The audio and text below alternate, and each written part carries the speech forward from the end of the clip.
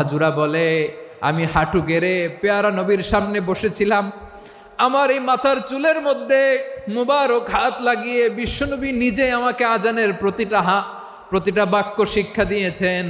বিশ্বনবীর মোবারক হাত, পবিত্র হাত আমার মাথার চুলের যেই জায়গায় লেগেছে, আমি চাই ওই চুলগুলা নিয়ে আমি আমার কবরের ভিতরে যাব। সাইয়েদনা আবু মাহজুরা রাদিয়াল্লাহু তাআলা আনহু ইন্তেকালের আগের পর্যন্ত মাথার সামনের চুলগুলা কাটে নাই। মাথার সামনের চুল তিনি কাটেন নাই। সুবহানাল্লাহি বিহামদি। কেমন ভালোবাসতেন বিশ্বনবী সাহাবীদেরকে, সাহাবারা কেমন ভালোবাসতেন বিশ্বনবীকে। অষ্টম হিজরিতে হুনাইনের যুদ্ধে রাসূল সাল্লাল্লাহু আলাইহি ওয়াসাল্লাম ফিরে আসতেছেন মদিনায়। পথিমধ্যে বেলাল রাদিয়াল্লাহু তাআলা আনহু আজান দিচ্ছেন। কি দিচ্ছেন?